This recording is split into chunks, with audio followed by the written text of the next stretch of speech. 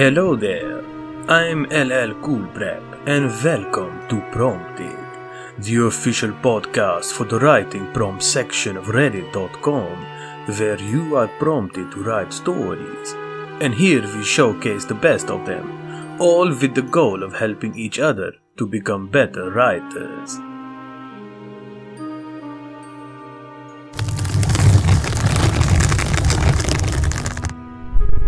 Well, hello there.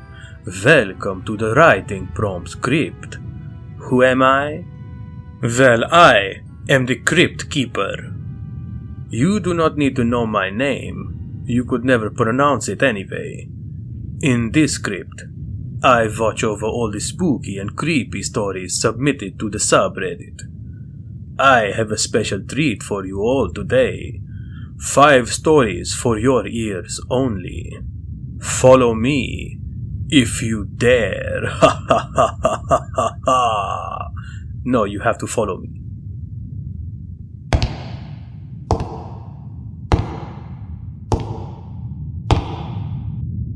Ah, here we are. The section belonging to Katiedead. Pay attention, we shall be returning here later. There are so many options to choose from. I think we'll start with this one, posted by Winsome Jesse. The story was written by Kinpsychosis. That's a fantastic name. During a blackout, you light a candle only to discover there's a spirit living in the candle's flame. The spirit is quite charming and offers sage advice, but they're very evasive when asked how they got trapped in the candle. They also really want you to build them a bigger fire.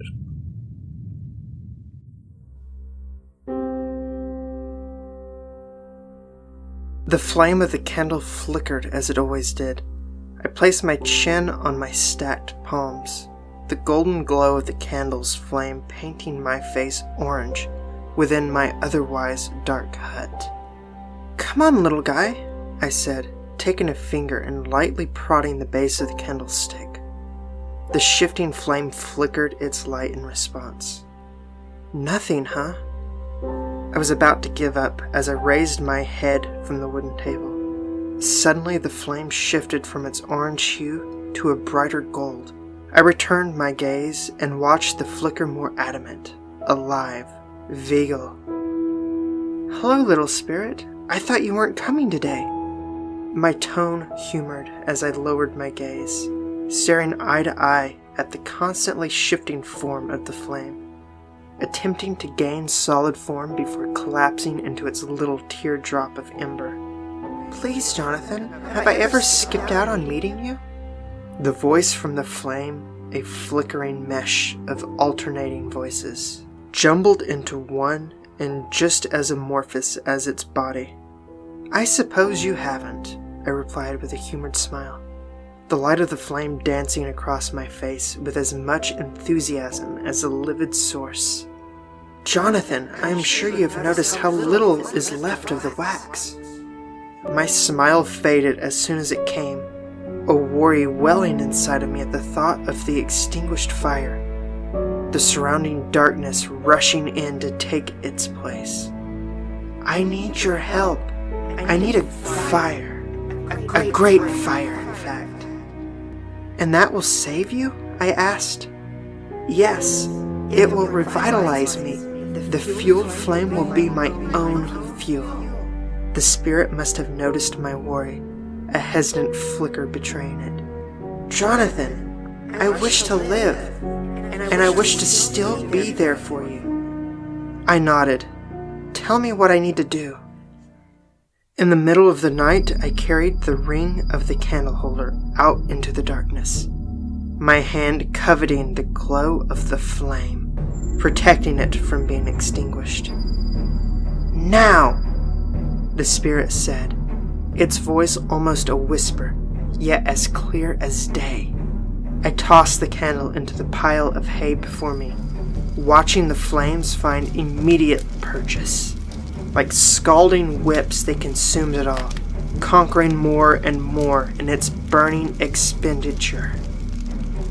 The flames licked the roof with ravenous intent, the glow turning ever more fierce and unbridled. I could hear the screams, the cries of help and claims of fire. I watched as the town burnt, the dancing flames rising from the houses, attempting to burn the stars of the sky.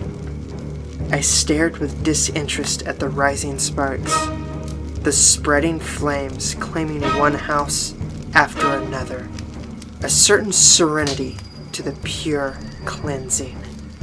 I lifted myself from the mound of the hill, dusting off my trousers and walking towards the remnants of the charred remains. Darker than the night sky, and the shadows that plagued the forest trees. A structure to my left brittle, collapsed in a heat of crunches and upheaved dust. Within the town square, there it was, another candle, the only light which challenged the surrounding darkness.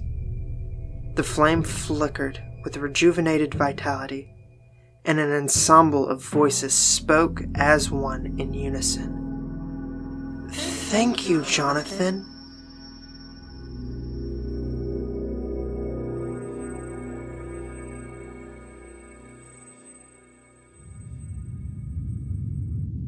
Katie bringing the fire as always. You'll have to excuse me, I'm not used to the company. Moving on.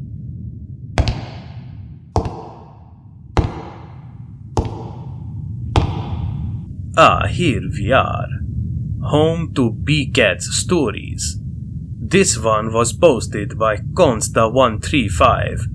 The story posted by Yag. One by one, someone or something has been murdering the voices in your head. This story contains some bad language.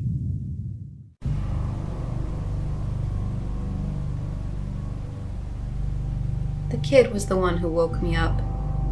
I could hear her slowly emerging from the static. "Why did you lose him?" Something sounded strange about the kid. Her voice, once buttery and sweet, had become timid and frail. It sounded like she had a cold. I pulled the blankets up higher and shut my eyes tighter. "Why did he go?" I didn't move. "Molly, where is he?" In exasperation, I slid the blanket off of me. With my eyes halfway closed, I slowly sat up in bed and pressed my temples. My room was dark and still. The stale air inside lingered like an old withered sigh. Lines of shadow climbed from ceiling to floor, caressing the bedpost and dresser drawers as it moved up the closet door. The branches outside shook from a sudden chill. It felt like the world was waiting.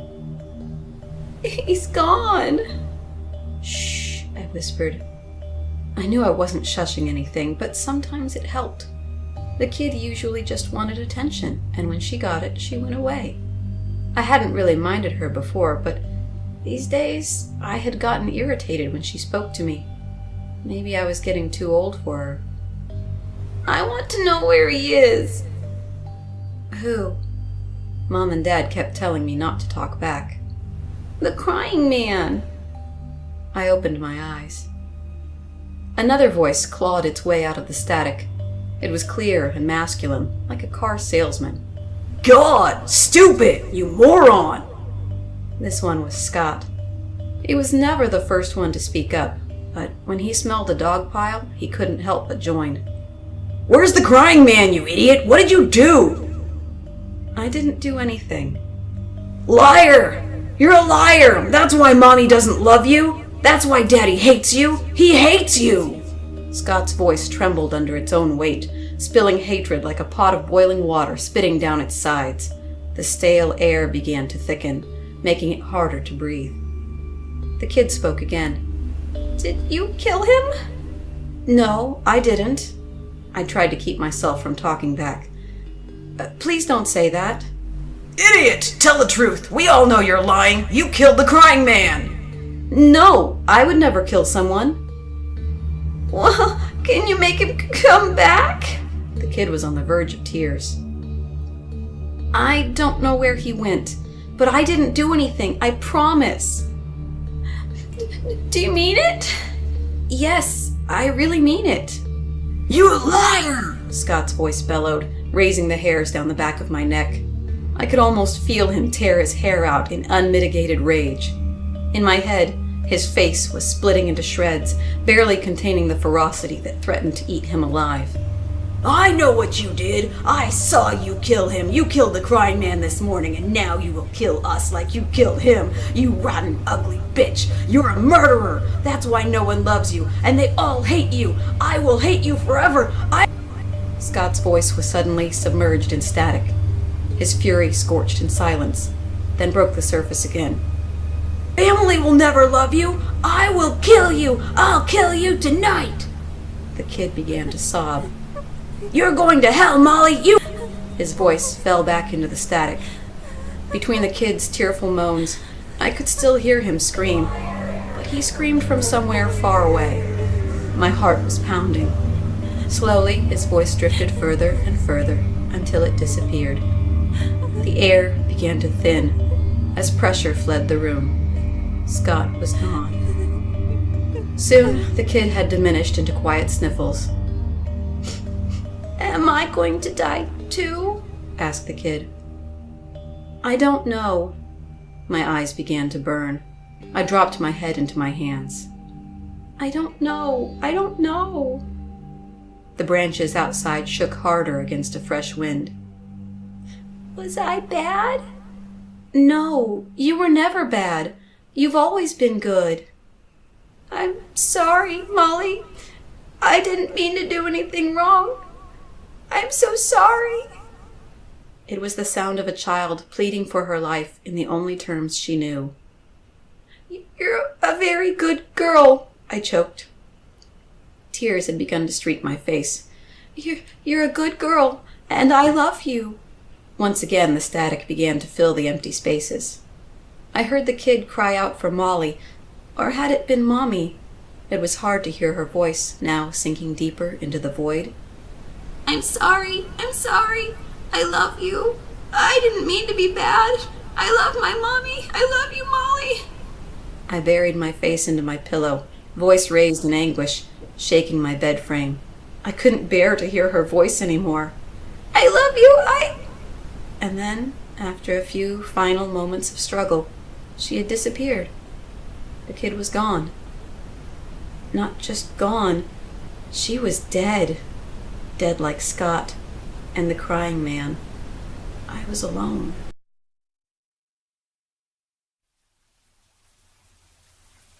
It was raining when I woke up.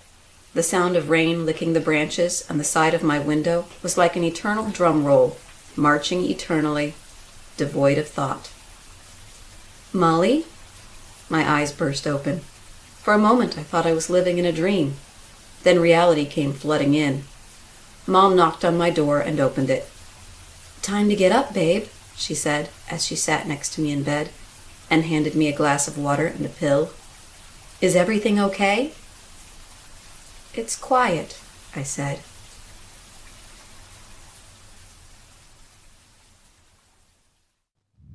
Our next stop, LLCoolBrap. Let's see.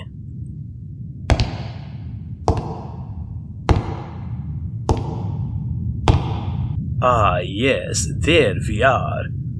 Posted by Tarantula McGuffin, with notyourcure posting the story. You're a demon haunting an old home that's been abandoned for years.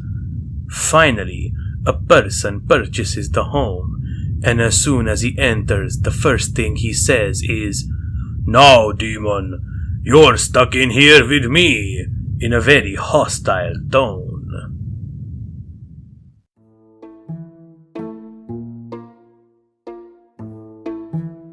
As far as jobs go, haunting the Walton house was pretty shitty, but apparently it's always going to be your responsibility, since you did kind of sort of influenced Mary Walton to murder her parents and her older brother. Okay, so you incessantly nagged her until she caved and did it. You liked Mary Walton. That's why the parents and the brother had to go. They were complete shitheads. No respect, absolutely none for the poor girl. She was 23 and still living under their thumb. It was pathetic. Mary was your favourite vessel by far, because you fit her like a glove. You're not sure why. You have some faint memories of once being someone, a woman, and maybe that's why. But you doubt it was just because of her sex. Maybe you saw something of yourself in her. Whatever scrap of human was left, maybe it was something like her. But you were human long ago. And whatever you experienced then was burned out of you when you made your deal.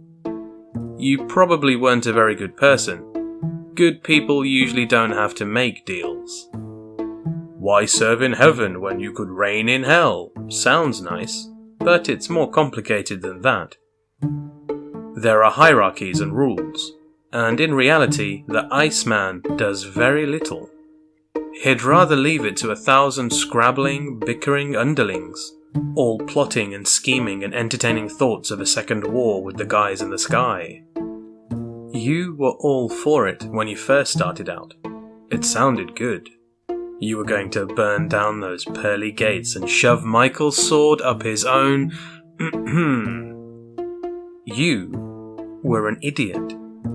Here you are, nose to the brimstone, serving.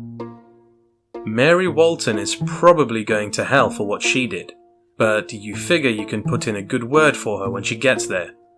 Get her a nice position so she's not one of the grinders, screaming and sobbing down in the pits. She doesn't deserve that. So now there's this guy. Well, great. You haven't had a good tussle since the 70s, and that priest was very overweight. This one's young, but the pomp and circumstance rings true. No collar though, besides that of his flannel shirt as he takes off his jacket. He looks like a lumberjack, you think idly, as the lights pop and fizzle, shadowing the entryway. "Come out," he says casually. "I want to talk, demon." He doesn't even have a clue what your name is, or he'd already use it. You can see the edges of his mind like a fraying quilt. You tug at a thread, comb through it hurriedly, searching, and when you step forward, you are his mother. Long brown hair and green eyes and gentle smile. "I've missed you," you croon, extending a soft hand towards his face. He clamps down on your cold wrist and a heat-like brand travels up your arm. You hiss in pain and tear your arm away, flickering in annoyance and solidify into a more neutral form you glimpsed. A friend from high school. Died of cancer. She must have been a bit of a rocker. You have a lot of piercings now. "What do you want, David?" you ask bluntly in her rasping voice, fumbling with a pack of cigarettes she always carried around with her. "Sasha quit smoking after we graduated," he informs you. "Well, maybe it's time she started again," you retort, and regard him carefully. He has nothing on him that could hurt you but his touch. You haven't felt that much heat in such a long time. There's a fading imprint on your tattooed wrist. "I want a deal," he says. "Don't have to be so hostile if that's all you wanted." You rummage around for a pen. "Are you a froster?" "What?" "You know, half and half. Your mom hook up with one of the princes? Asmodeus, maybe? Rosier.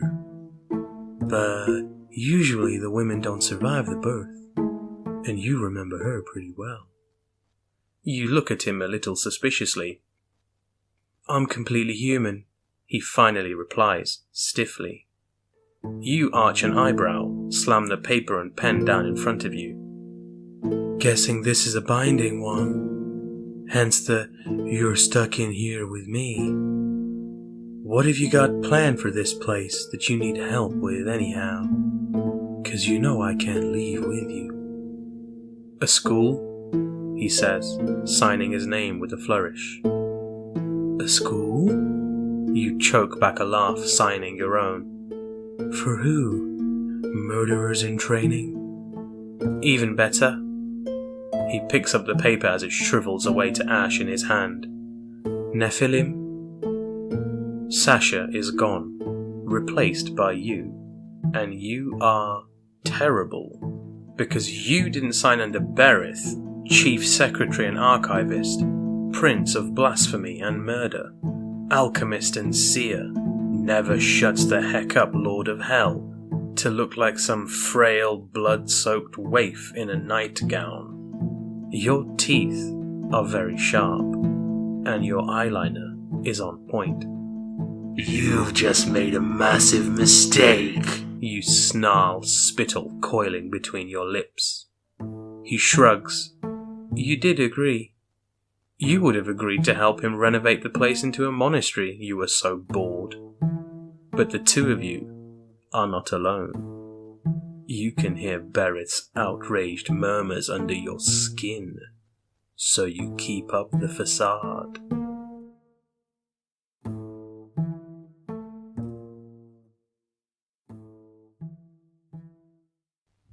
That poor man. Didn't his mother ever tell him, you never mess with Berith?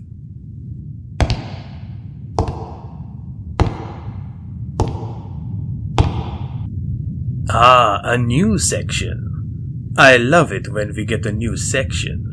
This one belongs to Cheese Rocks. Yes it does. Cheese does rock. First story is Bacony Draco's response to the Ryeman's prompt. When you die, your ghost remains in the world until the last person who remembers you also dies. 15,000 years after your death, you are still here.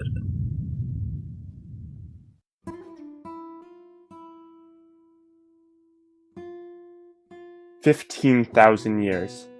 15,000 mind-numbing years of waiting. It was exciting to Adam at first, the knowledge that life didn't just end with death, that he got to stick around and observe humanity. It suited him well. He'd always been a quiet fellow, and since he was just a ghost, no one gave him a hard time for being a wallflower anymore. He could just sit and people watch and enjoy himself, and that's exactly what he did for a while. The first 10 years were the best of his life or afterlife. No responsibilities, no bills, no obligations, no attachments, just traveling the world and observing to his heart's content. All of his hobbies, bird watching, fine art, reading rare books, he now actually had time to do. He saw sunrise on the rim of the Grand Canyon more times than he could count. He took afternoon siestas atop the Eiffel Tower whenever he wanted. It was exhilarating and it was perfect. The next 90 years calmed down a bit, but were still wonderful. He got into a nice routine, checking in on people he knew, seeing and learning new things. It was all he ever wanted in life, just without the living part. He saw people come and go, first from life to ghosts like him, and then sometime later from ghosts to the great beyond. He felt pity for those poor souls who just got a few years of afterlife and then were forgotten. The next 900 years were solid. 900 years of observing human progress, and he got to see all of it. At some point he started to wonder who exactly was still remembering him, but he wasn't exactly complaining. He saw new forms of art, music writing. He accompanied the third Martian expedition and got to see a whole new planet. By the end of the millennium, Adam reckoned he'd seen more of what humanity had accomplished than just about anyone. He felt like a god. People came and went, but Adam just was. With each passing millennium, things got a bit duller. The sun didn't shine quite the way it used to, it seemed. Humanity found new and terrible ways to kill each other. By his 5th millennium, he was bored. By his 10th millennium, he was depressed. By his 15th millennium, he was just exhausted. He was thankful for his extended time, but he just wanted to be finished, and try as he might, had no idea who still remembered him. And then it happened. The sun went supernova and extinguished all life on Earth. The good people of Mars died just a few days later. With just almost all of humanity dying, most every ghost passed on as well. It was just Adam and 1,000 other ghosts left, who realized that the last remaining crew of humans were the crew of 6 who had left for Europa. After realizing what happened, the ghosts formed an astral caravan and traveled to Europa. They all desperately wanted to keep the crew alive and humanity with it, and Adam tagged along with them. He didn't say anything, but he knew if they died, his ennui would finally be over. They got to Europa and found the 6 of them, nearly freezing to death and on their last fuel cell. Then 2 of them died, and a cadre of ghosts vanished. Then another the next week, and another the week after, and the last vestiges of humanity were 2 humans, Adam and a few hundred ghosts. Those last 2 explorers gave each other a dejected look. They resignedly opened the cyanide capsule in their craft. There was a wail of grief among ghost kind, but there was nothing to be done. As they took the pill, Adam was at peace, finally ready to enter the great beyond. He closed his eyes and... nothing. The last 2 died, turned into ghosts, and then they and all the other ghosts disappeared. It was just Adam stuck on a god-forsaken rock. He collapsed into a heap of anguish, inconsolable and at a loss for why he was still here. Suddenly, a portal of light opened. "Well, this is odd. I swear we unit tested everything. You really shouldn't still be here," said what appeared to be a bespectacled angel, thumbing through a small console. "Who are you?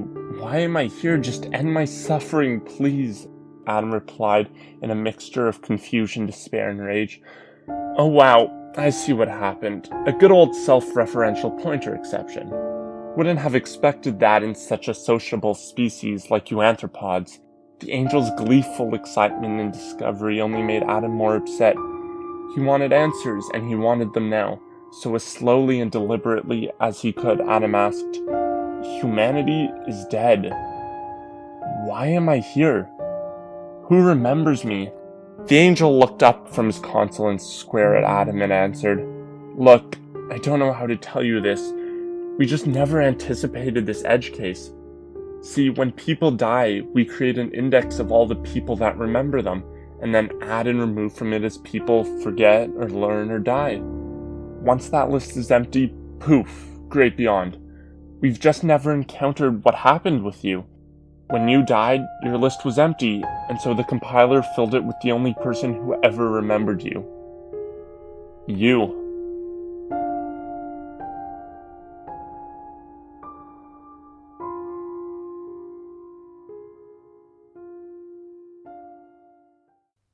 I hope we'll return to his section again soon. But for now, we're heading back to experience the spirit of Katie tell Regula et Vita's response to Kerfuffle's prompt. Usually horrors take place in dark, isolated areas in the middle of nowhere. Write a horror story that takes place in the middle of a busy area, in broad daylight. Ooh, sounds very spooky.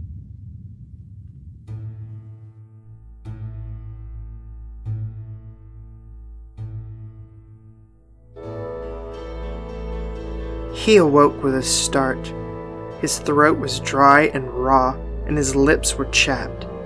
Even knowing it was a bad idea, he went to lick them.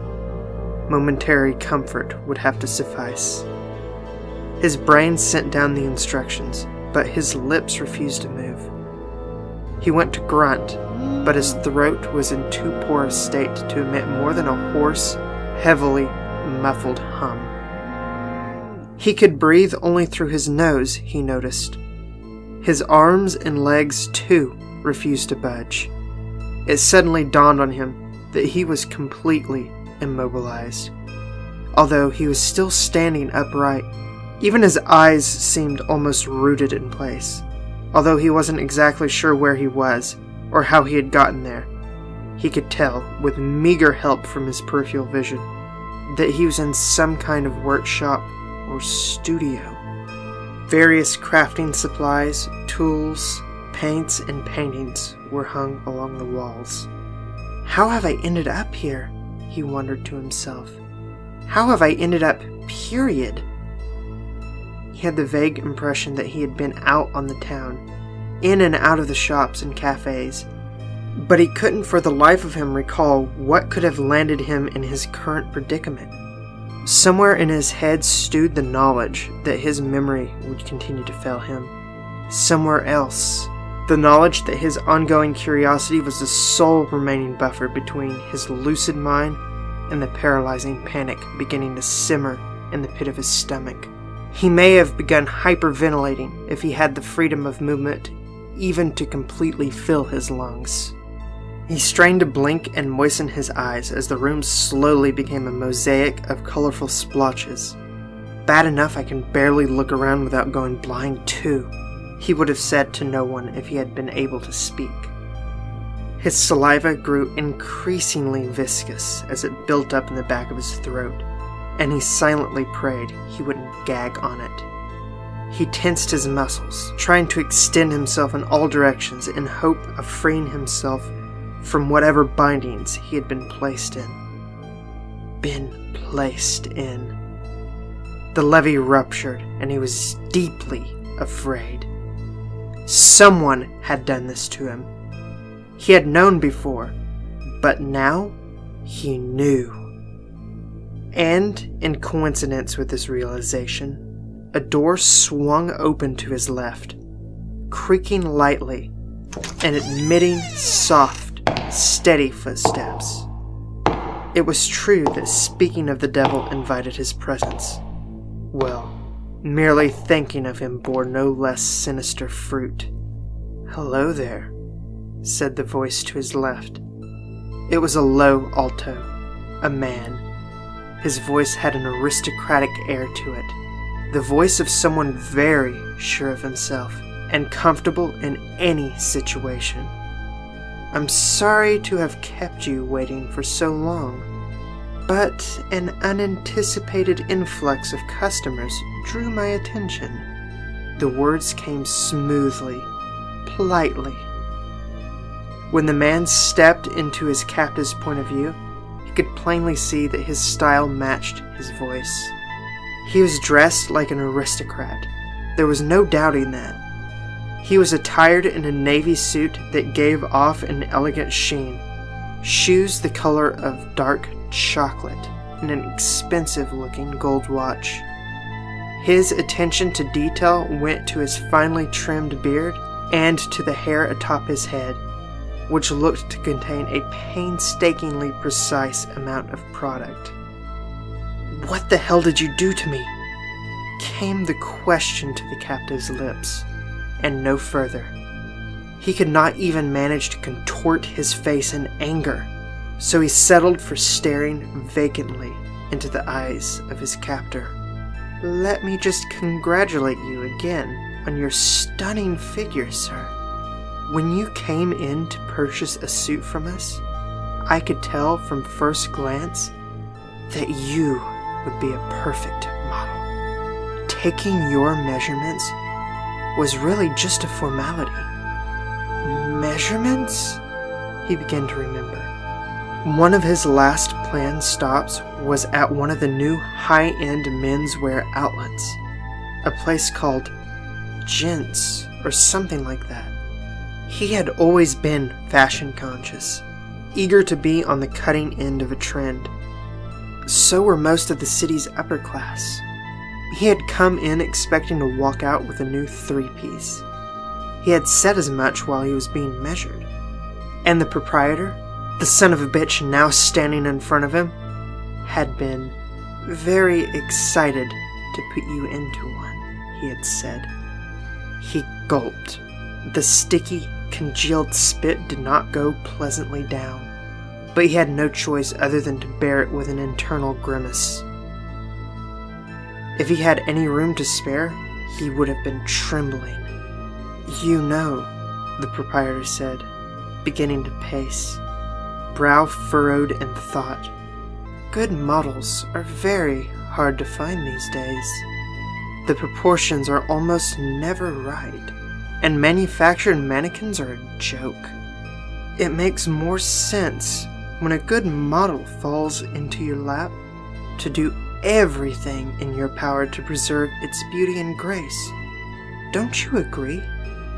He looked over, smiling with faint deviousness. His mind was as completely arrested as his body, and his dread only increased as he tried and failed to make any sense of the situation. No response. None at all?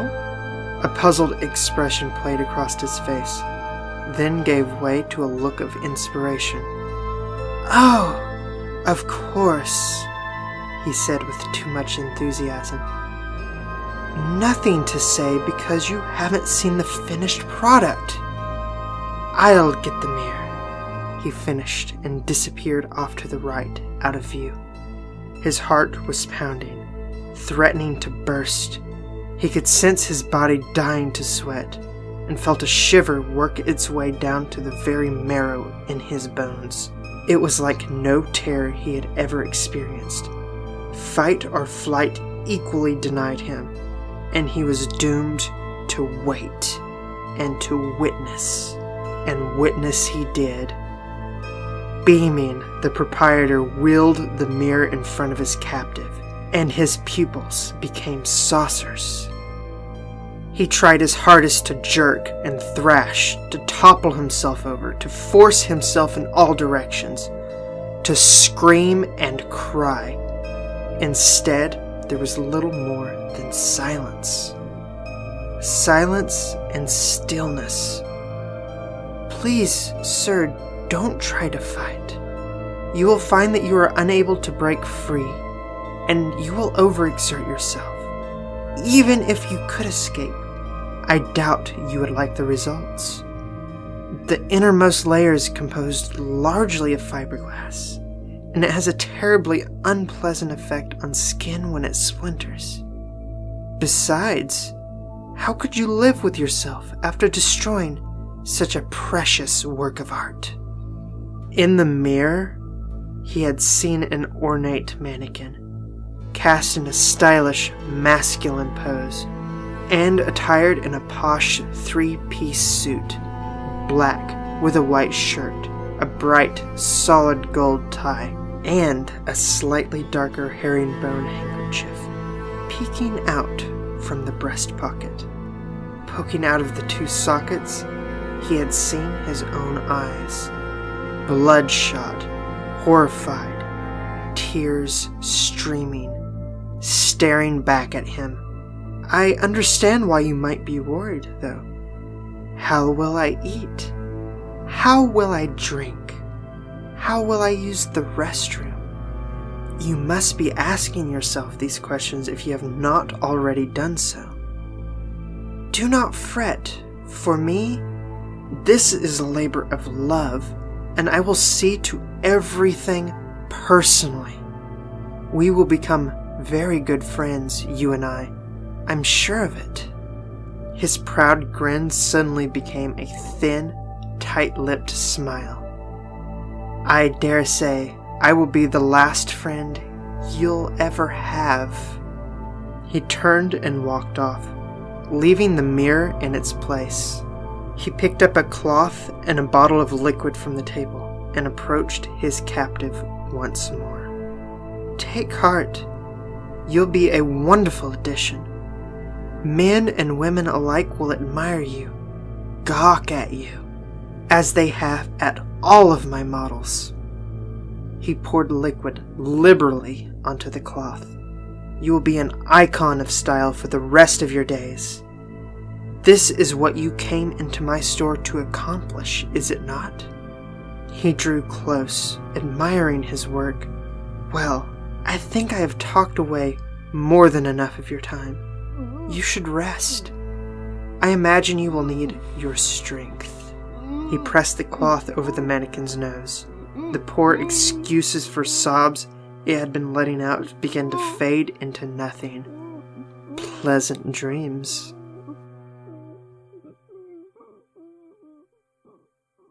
The streets were bustling with well-dressed young men and women. Fitted suits, ornate dresses, and expensive jewelry flowed to and fro in an opulent current. The latest trends could be seen in various windows, and pedestrians stopping to ogle at what they were either unable to afford or determined to have for themselves. One couple stopped to look at a particularly dashing display, Right up front stood a mannequin in a fine black suit. He was further outfitted in a crisp white shirt, a gold tie, and a patterned handkerchief. He was wearing dark sunglasses, staring off into the distance with a kind of apparent disinterest that passed in the avant-garde circles for cool. "This is a darling little shop, isn't it?" asked the woman entreatingly. He took another look at the display and peered behind it into the shop. "I suppose it's worth a look," he said, taking her hand and going inside.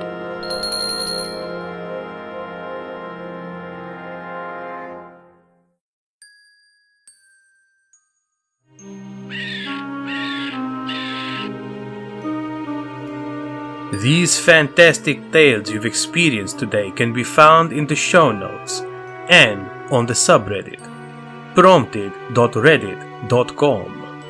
A big thank you to all the writers involved today. And in a new piece of news, the Writing Prompts subreddit now has a Discord server. This can be used for voice and text chat with other members of the Writing Prompts community. A link can be found in the show notes and on the subreddit. Feel free to drop by and join us. But for now, I believe I have tolerated the presence of you mortals for as long as I can stomach. Be gone from this place before I am stuck with you forever.